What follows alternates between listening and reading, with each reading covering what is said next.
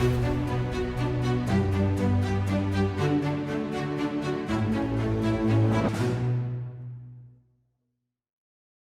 विद्यार्थी मित्रांनो, लक्षदीप अकॅडमीमध्ये आपल्या सर्वांचे सहर्ष स्वागत. बघा, आपण जी काही पीवायक्यू बॅच घेतोय त्याच्यामधलं आज आपण टीईटी परीक्षा 2013च्या बालमानसशास्त्र व अध्यापनशास्त्र या विषयाचे पीवायक्यू बघणार आहोत. तर आजचा आपला सेशन मधला पहिला प्रश्न आहे, मानवी वर्तनाचे शास्त्र अशी व्याख्या कोणी केली? बघा, आपल्याला ऑप्शन दिलेत वॉटसन, थॉर्नडाईक, विल्यम बोट आणि मॅकडुगल.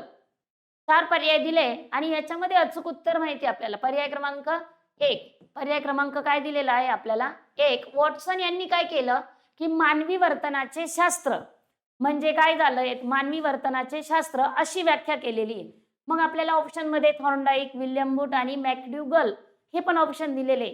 तर मॅकडुगल यांनी काय म्हटलंय की मनाचा अभ्यास करणारे शास्त्र. यांनी काय म्हटलं? मनाचा अभ्यास करणारे शास्त्र.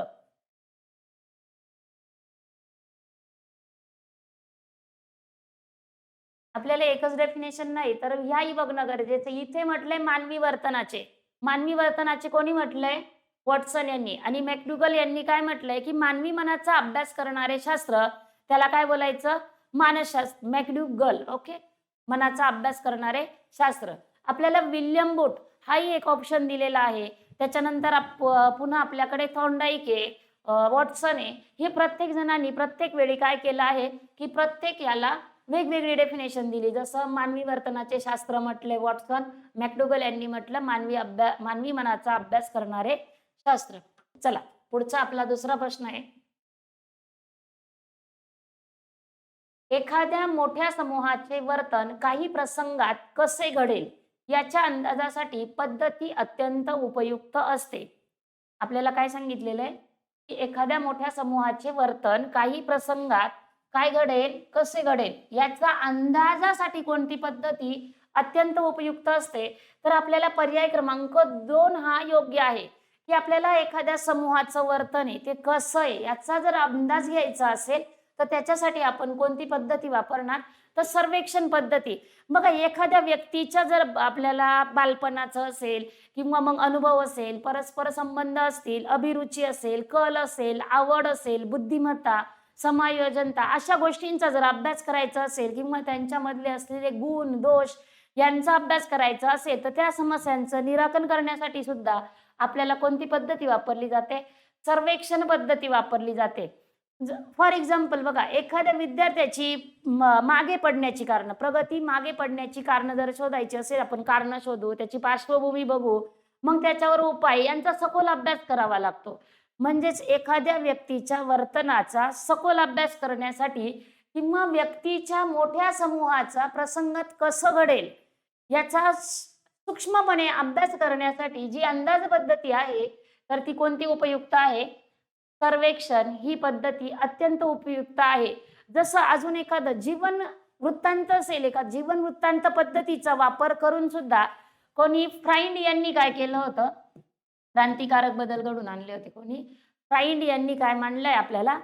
क्रांतिकारक उपपत्ती मांडलेली आहे. ओके, जीवन वृत्तांत पद्धती. काय सांगितलं? जीवन वृत्तांत पद्धतीचा वापर करून फ्राइंड यांनी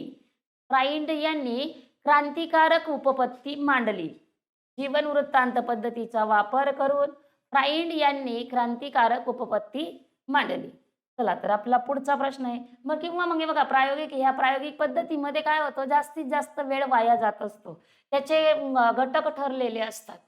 आपला पुढचा प्रश्न आहे, कातड्याच्या निर्जीव पट्ट्याला अंधारात साप समजून आपण घाबरतो. हे जे उदाहरण आहे कशाचं उदाहरण आहे? ऑप्शन ए समावेश, मनाचा कल, इंद्रिय भ्रम की चित्तभ्रम. 4 ऑप्शन आहे आपल्याकडे. समावेश, मनाचा कल, इंद्रिय भ्रम आणि चित्तभ्रम सर्वांच्या बाबतीत घडतंय. एखाद्या कातड्याची निर्जीव काही जर पट्टा असेल, अंधारात जर तो पडलेला असेल, किंवा बघा कधी कधी एखादी दोरी सुद्धा जर अशी वाकडी तिकडी पडलेली असेल आणि आपण तिला जर अंधारात बघितलं ना तर आपण घाबरतो की आपल्याला काय वाटतं? तिथे काय आहे? साप आहे की काय असं वाटतं आपल्याला. अंधारात आपण त्याला साप समजतो. मग हे काय येईल? तर हे काय येतं? आपलं इंद्रिय भ्रम येतं मुलांना. याला काय म्हणतात? इंद्रिय भ्रम.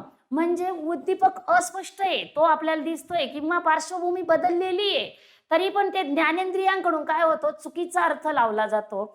याला काय म्हणतात, इंद्रिय भ्रम म्हणतात. ओके. किंवा बघा, आपण एखादं पाणी भरलेला ग्लास असेल, काचेचा ग्लास, आणि त्याच्यामध्ये जर एखादी लाकडी पट्टी आपण टाकली, तर ती लाकडी पट्टी आपल्याला काय दिसेल, त्याच्यामध्ये अशी तिरकी ठेवल्यासारखी वाटेल की नाही, म्हणजे वाकडी आहे असं वाटेल. काचेच्या ग्लासमध्ये पाण्याने भरलेल्या काचेच्या ग्लासमध्ये जर लाकडी पट्टी टाकली आपण, तर ती आपल्याला वाकडी दिसेल. ती वाकडी असेल का? नाही, ती अशी असते. पण दिसताना आपला भ्रम काय होतो, की ती वाकडी आहे त्या ग्लासमध्ये. तो काय झाला, आपला इंद्रिय भ्रम झाला. तो काय झाला, आपला इंद्रिय भ्रम झाला. किंवा बघा, रस्त्यावर एखाद्या दुधाच्या बाटली जर पडलेली असेल, तर तिचं ते झाकण असतं, ते ना चकाकतं, आणि ते चकाकलं की ते आपल्याला ना एक रुपयाचं जे कॉईन असतं ना, त्या रुपयाच्या कॉईन सारखं दिसतं, आणि मग ते आपल्याला काय वाटतं, हा 1 रुपयाचे काय, म्हणजे आपला काय झाला, इंद्रिय भ्रम. बघा, या कातड्याच्या निर्जीव पट्ट्याला अनुसरून मी तुम्हाला अजून 2 उदाहरणं सांगितले, की पाणी भरलेल्या काचेच्या ग्लासमध्ये लाकडी पट्टी आपल्याला वाकडी असल्यासारखी दिसते. किंवा अजून एखादी दुधाची बाटली असेल, ती पडलेली असेल रस्त्यावरती, उन्हामुळे तिचं झाकण काय होतं, ते चकाकतं, आणि त्याला तिथं आपल्याला भास काय होतो, की रुपयाचा कॉईन आहे की काय, 1 रुपयाचा कॉईन आहे की काय, असा भास निर्माण होतो. अजून एक उदाहरण सांगते बघा, आपल्या शेजारून समजा रेल्वे, बरोबर, तर रुळावरून एखादी आगगाडी जात असेल, आणि जर आपण एखाद्या गाडीवर बसलेलो असेल, आपण एखाद्या गाडीवर बसलेलो आहे, शेजारून काय जाते, म्हणजे रेल्वे जाते रुळावरनं, तेव्हा आपलीच गाडी सुरू झाली असं वाटतं आपल्याला. तेव्हा काय वाटतं, आपली गाडी सुरू झाली आहे, हा काय झाला, आपला इंद्रिय भ्रम झाला. याला म्हणतात इंद्रिय भ्रम. बघा, ऑप्शन मध्ये आपल्याला चित्तभ्रम पण दिलंय, हे पण करणं महत्वाचं आहे. इंद्रिय भ्रम जसं सांगितलं तसं चित्तभ्रम पण लक्षात ठेवा, की जेव्हा एखाद्या वेळी काय होतं माहिती का, उद्दीपक समोर नसताना पण आपल्याला काय होतात, भास होतात. चित्तभ्रम म्हणजे काय, जो काही उद्दीपक असेल तो समोर नाहीये, तरी पण आपल्याला काय होतात, भास होतात, याला म्हणतात चित्तभ्रम. मग फॉर एक्झाम्पल बघा, काही वेळा आहे ना, एखादी आपली घरातली वगैरे किंवा मृत झालेली व्यक्ती असेल, ती मृत झालेली व्यक्ती ना आपल्याला हाक मारते असा भास होतो. बरेच लोक सांगतात, आपण ऐकतो की ते म्हणतात, अरे मला आहे ना, आपले गेलेले आजी आजोबा कोणी ना, ते हाक मारतात असा भास होतो. म्हणजे याला काय म्हणतात माहिती का, चित्तभ्रम म्हणतात, याला म्हणतात चित्तभ्रम. अजून एखादं उदाहरण सांगायचं झालं, एकांतात आपण पण बघा, एकांतात जर बसलेलं असेल, कोणी नसेल ना, कधी कधी मनाला अशी हुरहुर लागते. ही हुरहुर म्हणजे काय असतो, आपला चित्तभ्रम असतो. ओके.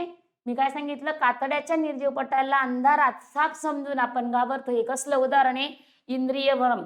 त्याच्याबरोबरच तुम्हाला मी पाण्याने भरलेल्या ग्लासाचं, लाकडाच्या पट्टीचं उदाहरण सांगितलं. त्याच्यानंतर पुन्हा सांगितलं रस्त्यावर पडलेल्या दुधाच्या बाटलीचं झाकणाचं, जो की आपल्याला कॉईन वाटतो. किंवा मग आपण त्याच्याच बरोबर बघितलं, की शेजारी रुळावरून जर एखादी आगगाडी चालली असेल, तर आपलीच गाडी चालू आहे असा आपल्याला भास होतो, याला म्हणतात इंद्रिय भ्रम. पण चित्तभ्रम कशाला म्हणायचं, की उद्दीपक समोर नसताना आपणास जो काही भास होतो त्याला काय म्हणतात, चित्तभ्रम म्हणतात. म्हणजेच उद्दीपक नसल्याने संवेदना निर्माण होतात, उद्दीपक नसतानाही संवेदना निर्माण होतात, त्याला म्हणतात चित्तभ्रम. जसं की आपले जे मृत झालेले व्यक्ती आपल्याला आवाज देतात, हाक मारतात. किंवा दुसरं उदाहरण सांगितलं मी तुम्हाला, की एकांतात आपण जर बसलेलो असेल, तर आपल्याला असं वाटतंय की काय झालंय, आपल्याला हुरहुर वाटते मनाला. ती हुरहुर म्हणजे काय असते, तर ते चित्तभ्रम असतं. मग या चित्तभ्रमाची वैशिष्ट्य काय, बघा, चित्तभ्रमाला वैशिष्ट्य असतात, कारण ती प्रत्येक व्यक्तिगत काय असतील, वेगवेगळी असतील. बघूया आपण, त्याची वैशिष्ट्य पण बघूया. कोणाची, चित्तभ्रमाची वैशिष्ट्य बघतोय आपण. चित्तभ्रम हे काय असतं, व्यक्तिगत असतं. चित्तभ्रम हे काय असतं, व्यक्तिगत असतं. प्रत्येक व्यक्तीचं ते सेम असणार आहे का, नाही. प्रत्येक व्यक्तीचं चित्तभ्रम काय असतं, व्यक्तिगत असतं, म्हणजे त्या व्यक्तीनुसार ते वेगवेगळं असतं. या चित्तभ्रमामध्ये जे काही चित्तभ्रम असतं ते वास्तविक असतं का, नाही. म्हणजे त्याच्यामध्ये वास्तवता नसते. चित्तभ्रमामध्ये वास्तवता नसते. किंवा अजून म्हणजे चित्तभ्रमात वास्तवता नसते, म्हणजे ते मनाला काय होते, ज्याला चित्तभ्रम झालाय त्याला काय होत असते, काल्पनिकता असते. त्याच्यामध्ये काय असते, काल्पनिकता असते. काल्पनिकता असते बघा, व्यक्तिगत असते, वास्तवता नसते, व्यक्तिगत असते, प्रत्येक व्यक्ती परत्वे, वास्तवता नसते, त्याच्यामध्ये काल्पनिकता असते, म्हणजे कल्पनेने तयार केलेलं असतं की असं असं ही व्यक्ती मला काय करते, आवाज देते. किंवा चित्तभ्रम हा कशामुळे निर्माण होतो, तर व्यक्तीच्या आंतरिक अवस्थेमुळे निर्माण होतो. चित्तभ्रम कशामुळे निर्माण होतो? चौथं वैशिष्ट्य, व्यक्तीच्या आंतरिक अवस्थेमुळे.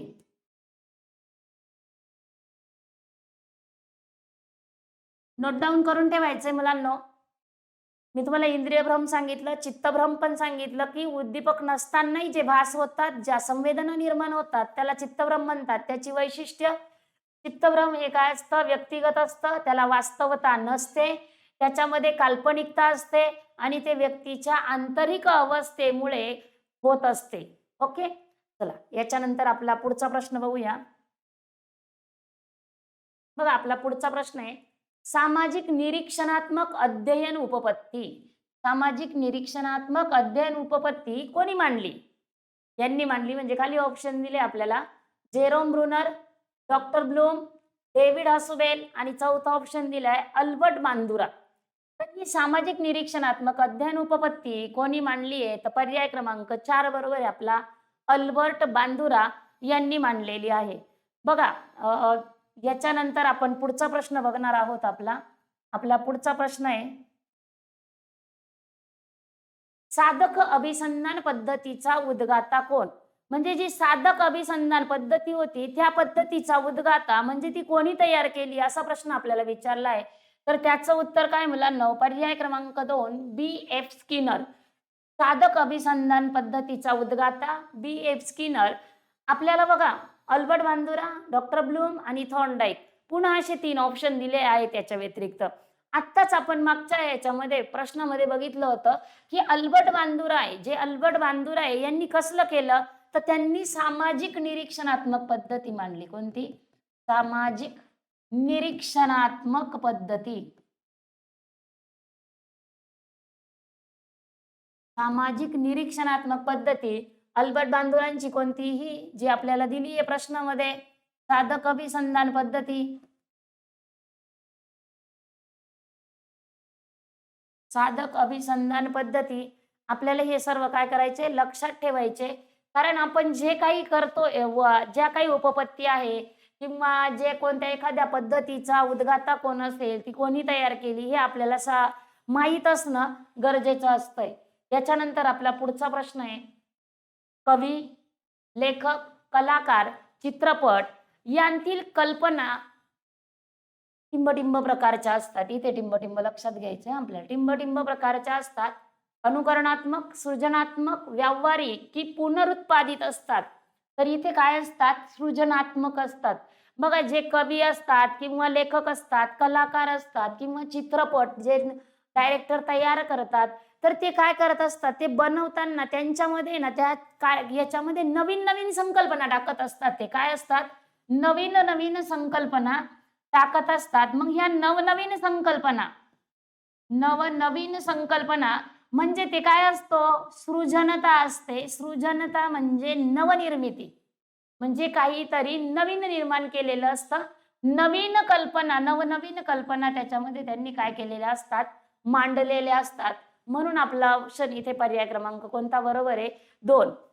बघा किंवा नाटककार असतील, चित्रकार असतील, यांच्यामध्ये पण काय केलं जातं की सृजनात्मक पद्धतीचा वापर केला जातो. सृजनात्मक म्हणजे नवनवीन कल्पना त्याच्यामध्ये मांडलेल्या असतात. एखादा विषय असेल, त्या विषयाला अनुसरून कोणती कॅरेक्टर असेल त्याच्यामध्ये किंवा चित्र आहे, त्या चित्रामध्ये असलेली रंगसंगती असेल, त्या रंगसंगतीला अनुसरून जे काही कॅरेक्टर असेल त्याला सगळ्यांना काय म्हणतात? नवनवीन कल्पना, किंवा तोच म्हणजे आपला कोणता आलाय? सृजनात्मक पद्धती हे आलेले. चला तर आपला पुढचा प्रश्न आहे, अध्ययन विषयक क्षेत्रीय उपपत्ती मानसशास्त्रज्ञाने मांडली. कोणत्या मानसशास्त्रज्ञांनी मांडली? कोणती? अध्ययन विषयक क्षेत्रीय उपपत्ती. ऑप्शन दिले Kurt Lewin, Skinner, Albert Bandura आणि कोहलर. 4 पर्याय दिले आणि याच्यापैकी अचूक उत्तर आहे कुर्ट लेविन आहे. कोणतं उत्तर आहे? कुर्ट लेविन आहे. बघा मग स्किनर दुसरा ऑप्शन दिलेला आहे आपल्याला. यांनी जर कसलं केलंय? अध्ययन विषयक क्षेत्रीय उपपत्ती. ओके, क्षेत्रीय उपपत्ती असेल. मग हे स्किनर यांनी काय केलंय, मग आपल्याला ते पण लक्ष पाहिजे. तर ते कोणी साधक अभिसंधान पद्धती आणली त्यांनी. कोणती आणली? साधक अभिसंधान पद्धती. साधक अभिसंधान पद्धती. मग अल्बर्ट बांदुरा यांनी काय केलं, तर यांनी सामाजिक निरीक्षण अध्ययन पद्धती, म्हणजे आपले जे काही प्रश्न आहेत ते पाठोपाठ आले बघा. सामाजिक निरीक्षण काय सांगितलं तुम्हाला मी, सामाजिक निरीक्षण पद्धती असेल, ही कोणी आणली आहे, तर अल्बर्ट बांदुरा. याच्यानंतर आपल्याला पुढचा प्रश्न बघायचा आहे, नाही तर हे बघा दिले आपल्याला. इथे आलं तर साधक अभिसंधान काय दिलंय आपल्याला, अल्बर्ट बांदुरा. त्याच्या आधी काय त्याच्यानंतर दिलेले आपल्याला सामाजिक निरीक्षणात्मक, कोण? अल्बर्ट बांदुरा दिले बघा इथे. म्हणजे आपल्याला काय होतंय, तेच प्रश्न ऑप्शन जे असतात त्या ऑप्शनवरच प्रश्न काय होतात ते पुढे क्रिएट होत आहे, तयार होत आहे. काही वेगळं दिलेलं नाहीये पुढे. जो काही ऑप्शन आहे त्याच्यावरच आपल्याला पुन्हा नवीन प्रश्न विचारलेला आहे. अध्ययन संक्रमणाची सामान्यीकरण उपपत्ती मांडली. कोणी मांडली मग बघा, अध्ययन संक्रमणाची सामान्यीकरण उपपत्ती. पर्याय दिले आपल्याला जट, थॉर्नडाईक, डिसे आणि बॅगले. तर याचा अचूक पर्याय क्रमांक बरोबर आहे मुलांनो, जो काही जट पर्याय क्रमांक 1 हा काय अचूक पर्याय आहे. त्याच्यानंतर आपला पुढचा प्रश्न आहे, व्यक्ती व तिच्या भोवतालचे वातावरण यांच्यातील आंतरक्रियांतून प्राप्त झालेल्या मर्मदृष्टीद्वारे समस्या सोडविल्या जातात असे टिंबडिंब यांचे मत आहे.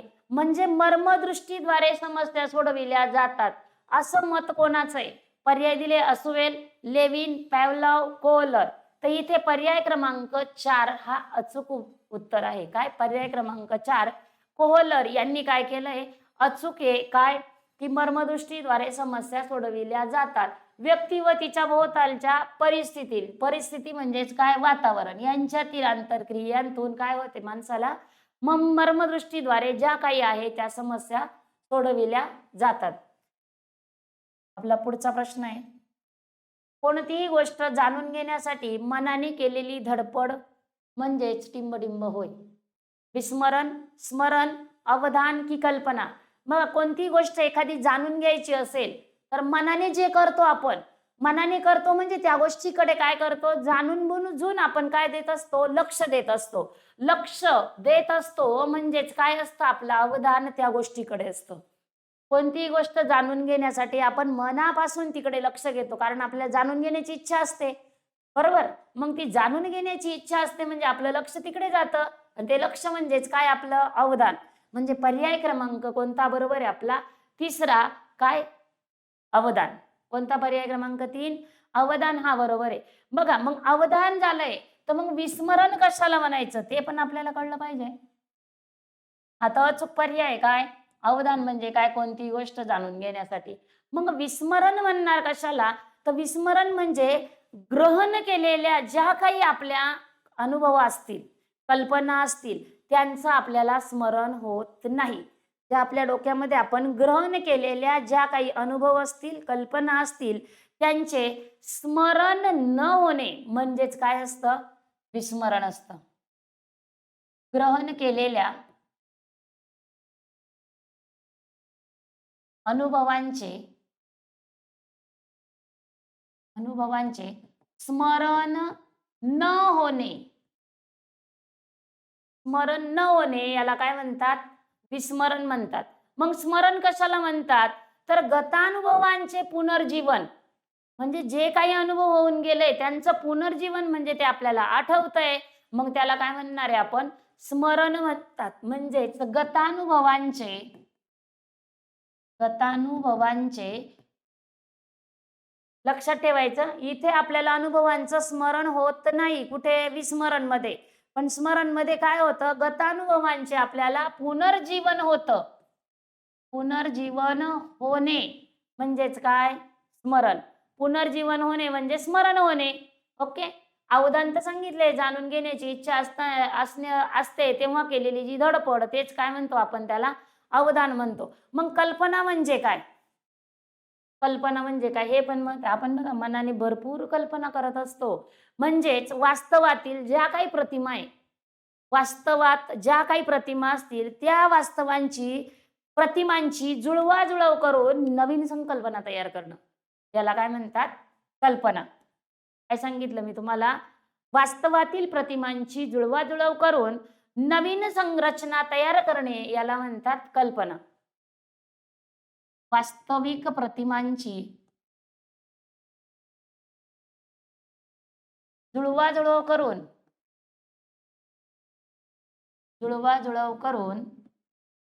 नवीन रचना तयार करणे. नोट डाउन करून ठेवा, तीनही पॉइंट महत्वाचे. इथे जरी आज आपल्याला हा विचारलाय की जाणून घेण्याची म्हणजे अवधान, पण ह्या तीनहीवर प्रश्न येऊ शकतो. स्मरण म्हणजे काय, विस्मरण म्हणजे काय किंवा कल्पना. विस्मरण म्हणजे ग्रहण केलेल्या अनुभवांचे स्मरण न होणे हे महत्वाचं आहे, त्याला विस्मरण म्हणतात. गतानुभवांचे पुनर्जीवन होणे म्हणजे ते आठवणं, याला स्मरण म्हणतात.